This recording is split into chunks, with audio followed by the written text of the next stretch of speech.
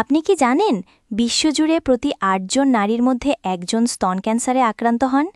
এটা ভয়ঙ্কর হলেও সময়মতো শনাক্ত ও চিকিৎসা হলে এই ক্যান্সার সম্পূর্ণ নিরাময়যোগ্য। আজকের ভিডিওতে আমরা জানব স্তন ক্যান্সারের প্রাথমিক লক্ষণ, সম্ভাব্য কারণ, কাদের বেশি ঝুঁকি, কিভাবে নিজে নিজে পরীক্ষা করবেন এবং কেন সচেতনতা সবচেয়ে গুরুত্বপূর্ণ। আসুন প্রথমে জেনে নিই স্তন ক্যান্সারের সাধারণ কিছু লক্ষণ। স্তনে গাঁট বা চাকা, স্তনের আকার বা ত্বকে অস্বাভাবিক পরিবর্তন, নিপল থেকে রক্ত বা তরল বের হওয়া, নিপলের অবস্থান পরিবর্তন হয়ে ভিতরের দিকে ঢুকে যাওয়া, স্তনের ত্বকে কমলা খোসার মতো টেক্সচার। এই লক্ষণগুলো দেখা গেলে অবহেলা করবেন না।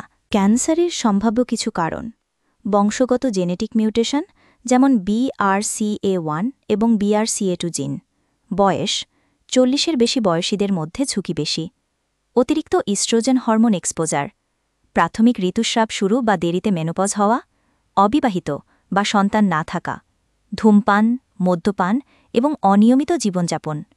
চলুন শিখি কিভাবে আপনি প্রতি মাসে নিজে নিজের স্তন পরীক্ষা করতে পারেন। সময়: ঋতুস্রাব শেষ হওয়ার 7-10 দিনের মধ্যে। 1. আয়নার সামনে দাঁড়ান এবং 2 হাত উপরে তুলুন। স্তনের আকার, ত্বক, নিপলের অবস্থান লক্ষ্য করুন। 2. এরপর আঙুলের প্যাড দিয়ে স্তনের চারপাশে চাপ দিন। গাঁট বা শক্ত কিছু অনুভব করছেন কি? 3. একইভাবে 2 পাশে পরীক্ষা করুন এবং শুয়ে থেকেও পরীক্ষা করুন। যদি কিছু অস্বাভাবিক মনে হয়, দেরি না করে ডাক্তার দেখান। চিকিৎসা ও সচেতনতা: স্তন ক্যান্সার নির্ণয়ের জন্য ম্যামোগ্রাফি খুবই কার্যকর। 40 বছর বয়সের পর প্রতি 1-2 বছর অন্তর ম্যামোগ্রাফি করা উচিত। চিকিৎসায় এখন সার্জারি, কেমোথেরাপি, রেডিওথেরাপি এবং টার্গেটেড থেরাপি রয়েছে।